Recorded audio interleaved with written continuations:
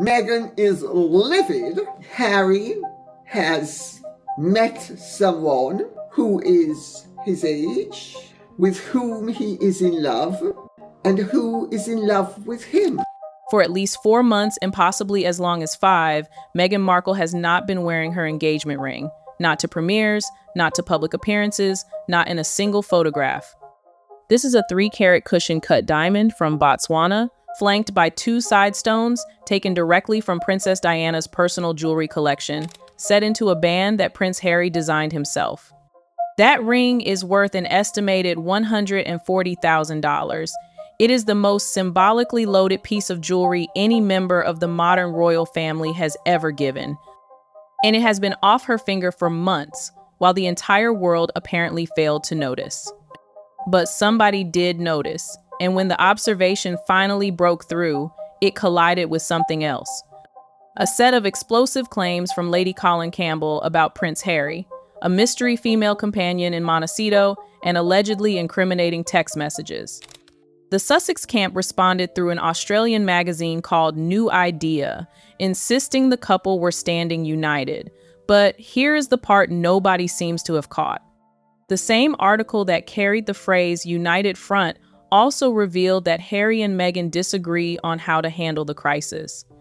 And when a couple issues a statement of unity that contains its own contradiction, you are not looking at strength. You are looking at a crack in a wall that is about to give way. I am going to take you through every detail of this: the claims, the response, the ring, the legal bills, and the pattern that connects it all. And I promise you by the end, you will see something in the way the Sussexes manage crises that once you recognize it, you will never be able to unsee. Let me start with the claims themselves, because the substance matters less than how they arrived in the public conversation and how the Sussex camp chose to respond. Lady Colin Campbell, someone who has been writing about the British monarchy for close to 5 decades, reported through her own platform that information had been brought to her by what she described as reputable members of the Democratic Party in the United States. The claim centered on Prince Harry, the Duke of Sussex, being seen in the company of a mystery woman in Montecito, the exclusive enclave in Southern California where the Sussexes have lived since their departure from royal life. There were also references to text messages that Meghan had allegedly discovered on Harry's phone. Lady Colin Campbell has a track record spanning decades. She has written multiple best-selling books about the British royal family, including a biography of Princess Diana that was serialized internationally in the early 1990s. She is not an anonymous blogger or a social media personality chasing engagement. She is a published author who has staked her professional reputation on her sourcing throughout a career that predates the internet era entirely. When Lady Colin Campbell speaks, media organizations listen, even if they do not always agree.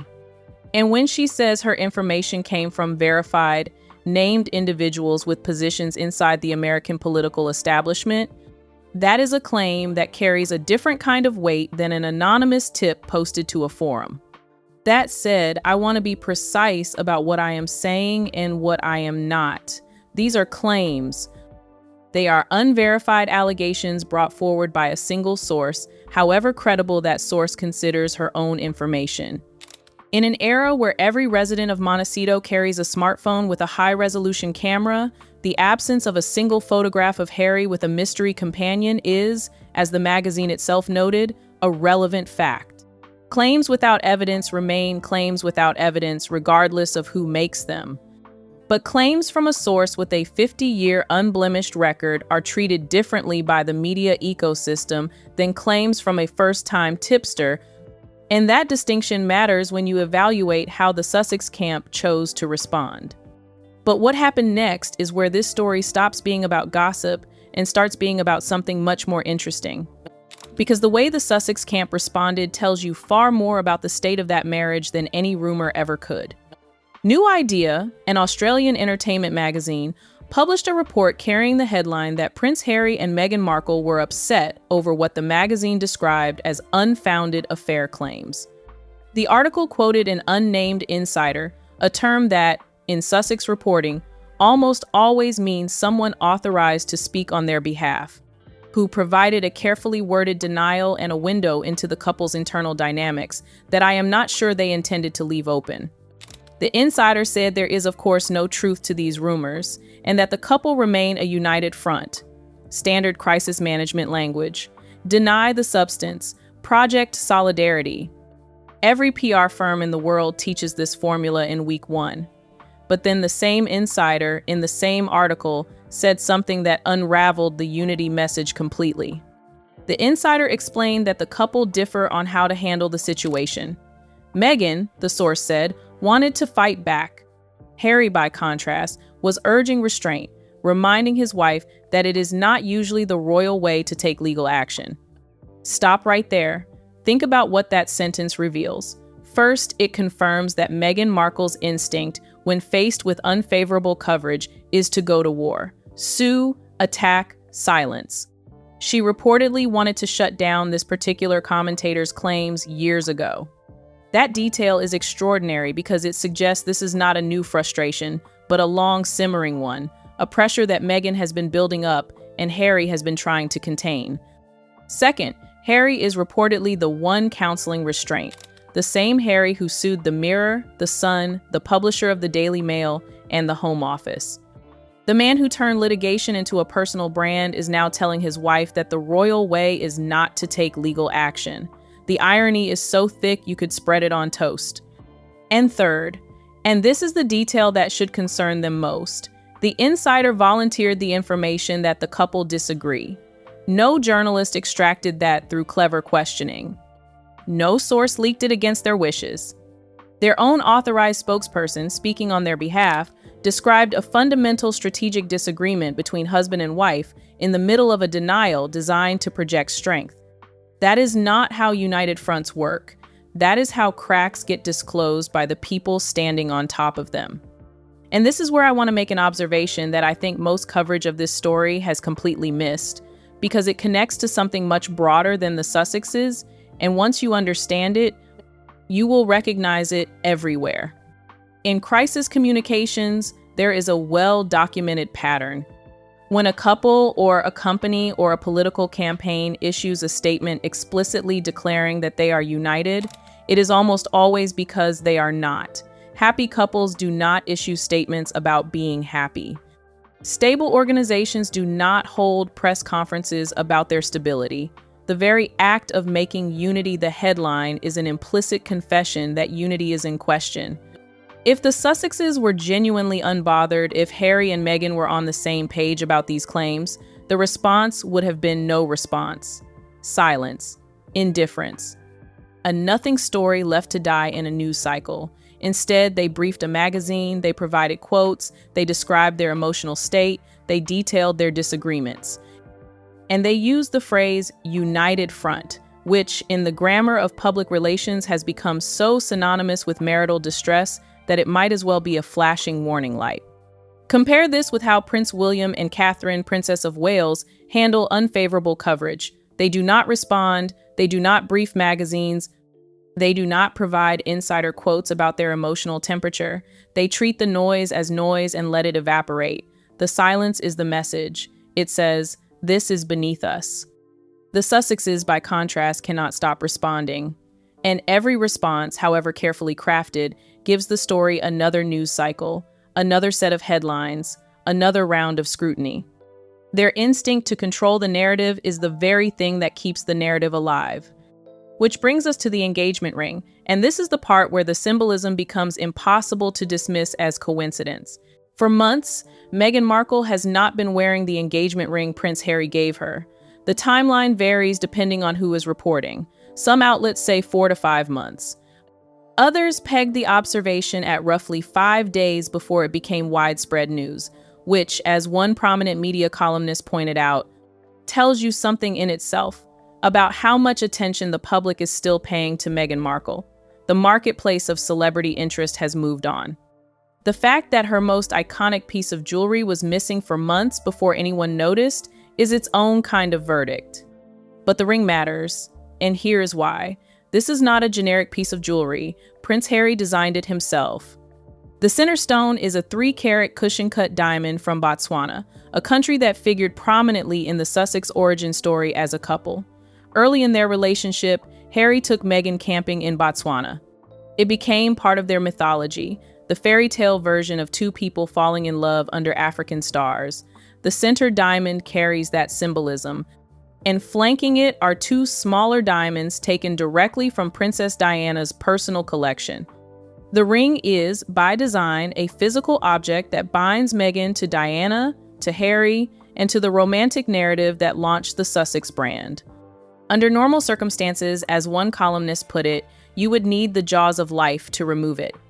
And yet, it has been off her finger for months. At premieres where she wore significant jewelry, at public appearances where she made deliberate fashion choices, at events where every detail of her appearance was calculated for maximum impact, she chose, in those moments, not to wear it. Now think about who Meghan Markle is and how she operates. This is a woman who has studied Princess Diana's visual playbook with the precision of a doctoral candidate. She has worn the same cut of swimsuit Diana was famous for. She has filmed herself in the back of a car on the streets of Paris. She posted a photograph of her children walking toward Diana's grave at Althorpe. Every visual choice she makes is deliberate, loaded with meaning, designed to communicate something beyond what words alone can carry. She is not a woman who accidentally forgets her engagement ring.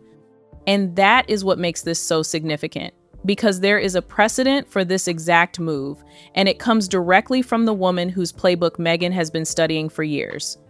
In 1992, Princess Diana sat alone in front of the Taj Mahal. The most beautiful woman in the world, surrounded by the globe's cameras, seated before the most famous monument to romantic love ever built. Alone. Prince Charles was supposed to be beside her. He was not. Diana said nothing. She did not need to.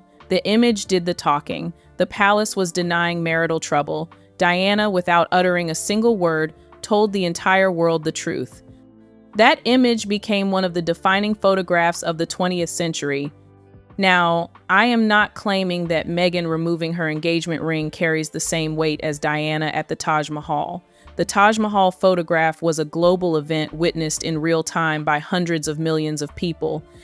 The missing ring went unnoticed for months, but the mechanics are the same, the visual vocabulary is the same, and the woman deploying it has spent years demonstrating that she knows exactly how to use that vocabulary.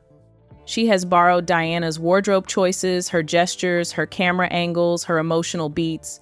She wore Diana's earrings to her own wedding reception. She wore Diana's bracelet during the Oprah interview. She named her daughter after the Queen, while simultaneously accusing the institution of racism. Every choice is a move on a board, and Meghan plays several moves ahead. A woman that deliberate does not forget a $140,000 ring containing her late mother-in-law's diamonds. She removes it because she wants you to notice that it is gone. And let me add one more layer to this, because the timing of the ring's disappearance matters in ways most coverage has ignored. The ring vanished from public view during a period when the Sussex camp was, according to their own insider, trying to rebuild the relationship with King Charles. Think about the signal that sends. At the exact moment you are asking the king to forgive you, to open the door you slam shut, your wife stops wearing the ring that his late former wife's diamonds sit in. Whether intentional or not, that is the kind of visual contradiction that a palace steeped in symbolic protocol would notice immediately. And if it was intentional, if Meghan was jerking the chain, as one observer described it, then the question is not what message she was sending to the public. The question is what message she was sending to Harry. Meanwhile, Lady Colin Campbell herself has responded to the New Idea article with a posture that is worth examining because it tells you something about the power dynamics at play. Lady Colin Campbell stated publicly that she is not afraid of Meghan Markle, describing herself as someone accustomed to dealing with serious adversaries and characterizing Meghan as someone who does not frighten her in the slightest. She emphasized that she has been writing and commenting on royal matters for close to 50 years without ever being found to have been inaccurate. She stated that the information was brought to her by people she considers reputable and reliable. individuals she described as holding positions within the Democratic Party in the United States, and that she granted them anonymity, as is standard journalistic practice.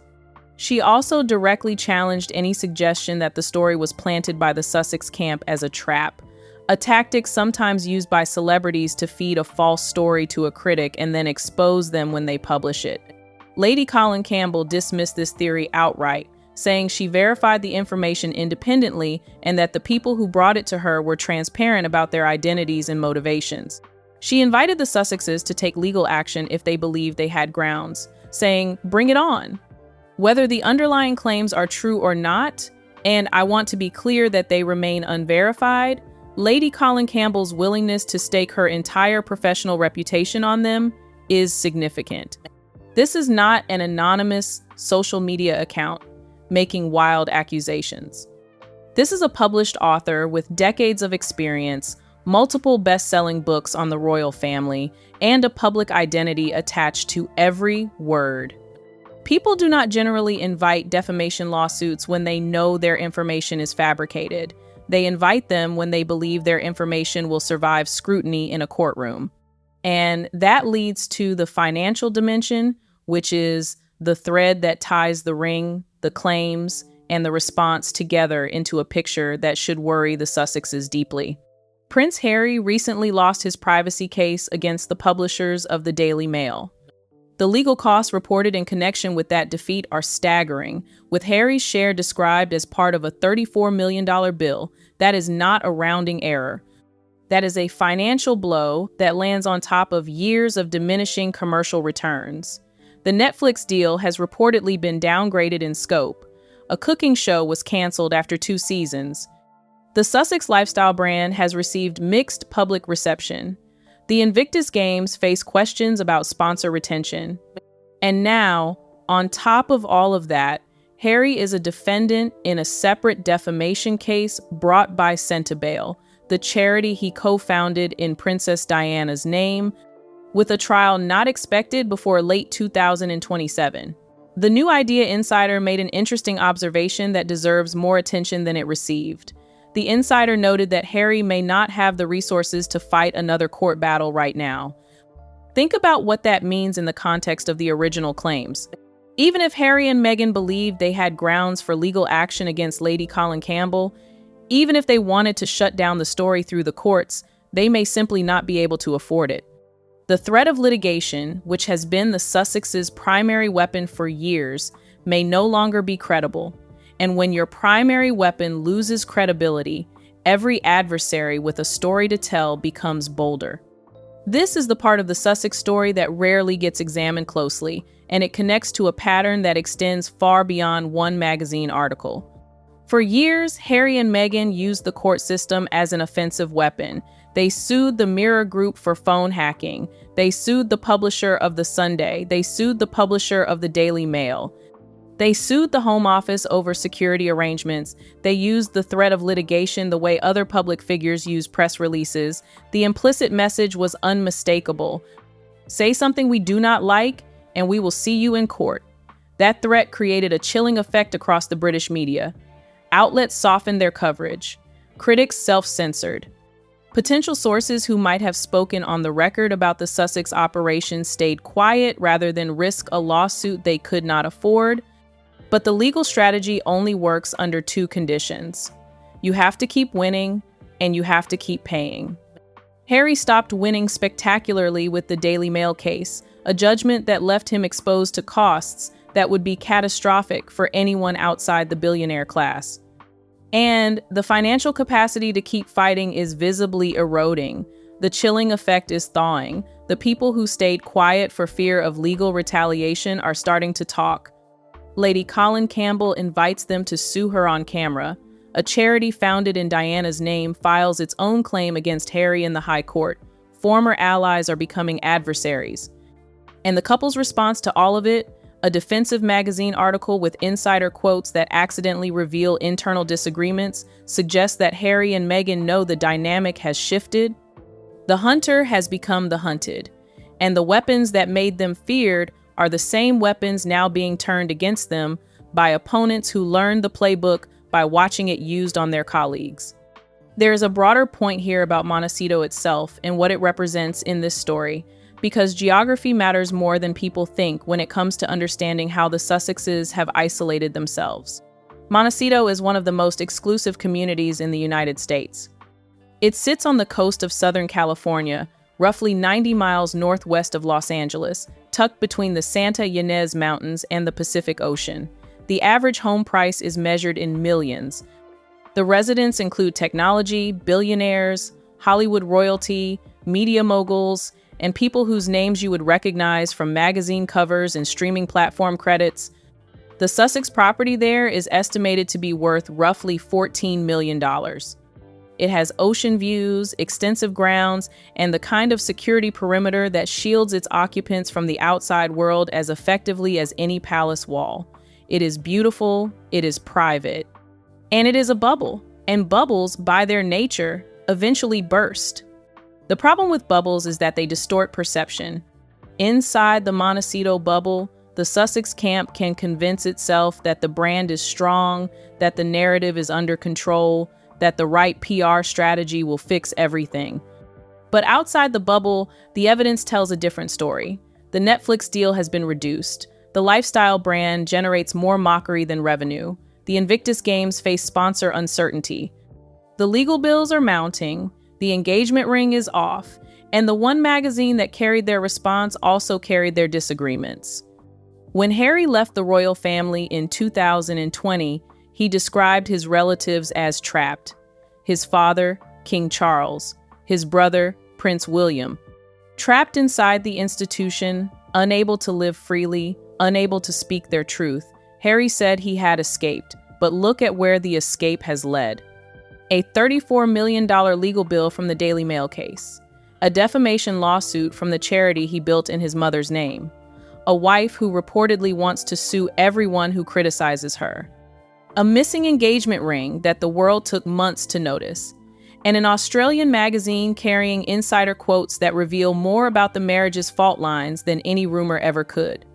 Prince William, the trapped one, has not sued anyone, has not briefed any magazine, has not issued any statement about his marriage, has not removed his wedding ring, has not responded to a single one of the thousands of negative stories written about him. Since his brother's departure, he wears the ring, he does the work, he says nothing.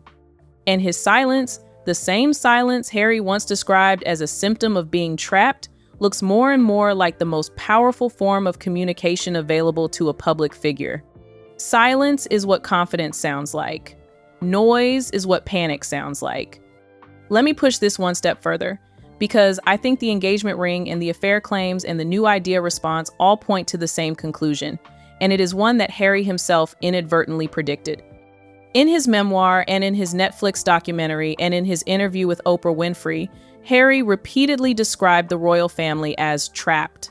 He used the word with conviction. He believed it. He may still believe it. But consider the definition of trapped. Trapped means you cannot leave. Trapped means the walls are closing in. Trapped means the options are narrowing and the exits are blocked. Now apply that definition to Harry's current situation. He cannot return to the royal family without conditions that would require Meghan's exclusion from official events involving Diana's legacy, conditions she reportedly refuses to accept. He cannot stay in the United States without confronting a series of legal, financial, and reputational crises that are accelerating simultaneously. He cannot sue his way out of trouble because the money is running low and the last major case was a disaster. He cannot silence his critics because the chilling effect has evaporated and people are now emboldened to say things they would never have said 3 years ago. He cannot control his wife's public behavior, from the Althorpe photograph to the Paris car video to the Diana swimsuit, because she appears to operate on instincts that clash directly with the royal discretion he was raised to practice. And he cannot leave the marriage without detonating the entire Sussex brand, which is built on the love story, the couple, the fairy tale that started in Botswana and led to the 3-carat diamond that is no longer on her finger. That is what trapped actually looks like. Not a palace with protocols and obligations and a country to serve, but a house in Montecito where every direction leads to a wall. Harry told the world his family was trapped 6 years later, the question is whether the person he was really describing, without knowing it, was himself. And the timing of all this could not be worse for the Sussexes, because the New Idea Insider revealed one more detail that deserves to be underlined. The insider said the couple is currently trying to ingratiate themselves with King Charles. That was the word used, ingratiate. They are trying to get back in the king's good graces, to rebuild the relationship with Harry's father, to find some path toward reconciliation with the institution they publicly attacked on global television. Now, hold that alongside everything else. They are trying to repair the relationship with King Charles while simultaneously dealing with affair rumors, a missing engagement ring, a $34 million legal bill, a defamation lawsuit from a Diana charity, a canceled cooking show, a downgraded Netflix deal, and a wife who reportedly wants to sue Lady Colin Campbell. The insider even noted that things were already tense between Meghan and Harry after she posted those photographs at Althorp. The images of their children walking toward Diana's grave that provoked widespread backlash and reportedly devastated Prince William. Think about what King Charles sees when he looks at this picture. A son who left the family, attacked the institution on international television, published a memoir revealing private family conversations, and is now asking to come back in from the cold while his wife posts photographs from Diana's burial ground on Instagram, and his finances are collapsing under the weight of lost lawsuits. The idea that the palace door is going to swing open under these circumstances requires a level of optimism that borders on delusion. So step back and look at the full picture, because the individual pieces are dramatic enough, but the mosaic they form is something else entirely. Lady Colin Campbell, with 5 decades of experience writing about the royal family, makes explosive claims about Prince Harry and a mystery woman in Montecito. The Sussex camp responds through an Australian magazine with a denial that accidentally reveals internal disagreements about strategy. The engagement ring containing Princess Diana's diamonds has been absent from Meghan's finger for months, mirroring the kind of symbolic visual messaging that Diana herself pioneered. The couple's legal budget is exhausted after a catastrophic loss against the Daily Mail. A separate defamation case brought by the charity Harry founded in Diana's name is heading toward trial. The couple is trying to rebuild their relationship with King Charles while generating the kind of headlines that make reconciliation virtually impossible. And through all of it, the one detail that keeps surfacing is the gap between what the Sussexes say and what their behavior reveals. They say united. Their own insider says they disagree. They say strong. The evidence says stretched to breaking point. I said at the beginning that there is a pattern in how the Sussexes manage crises, and once you see it, you cannot unsee it. Here it is. Every time a crisis hits, the response follows the same sequence. First, silence, while they assess the damage. Then, a carefully placed story in a sympathetic outlet, always with unnamed insiders, always with the language of unity and resilience. Then, within that same story, a detail that contradicts the narrative, a disagreement, a frustration, a tension that the insiders volunteer without seeming to realize they are undermining their own message.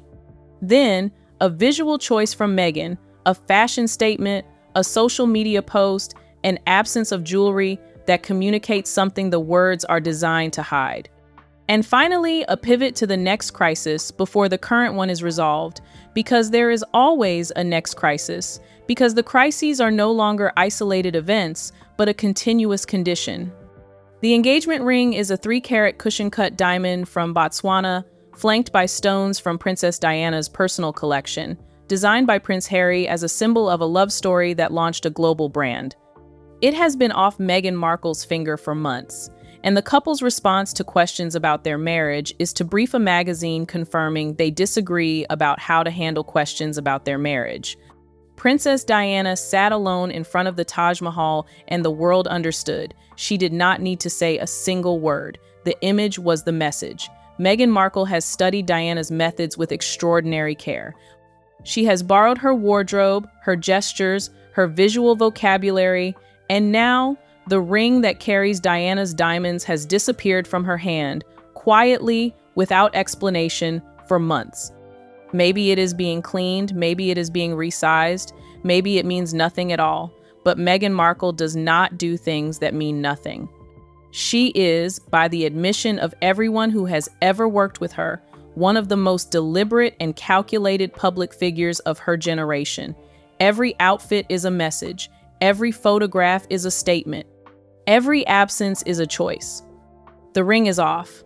The insider says they disagree. The legal bills are mounting. The charm offensive toward King Charles is running headlong into a wall of self-inflicted crises. And somewhere in Montecito, behind the gates and the hedgerows and the Pacific fog, a prince who told the world he had escaped is discovering that the walls of his new life are closing in faster than the ones he left behind. Harry said his family was trapped, the engagement ring is off, and the woman who studied every frame of Diana's visual rebellion has made a choice that speaks louder than any statement an insider could ever brief to a magazine. Whether you believe the claims or not, the ring is the signal, and signals from a woman this deliberate do not arrive by accident.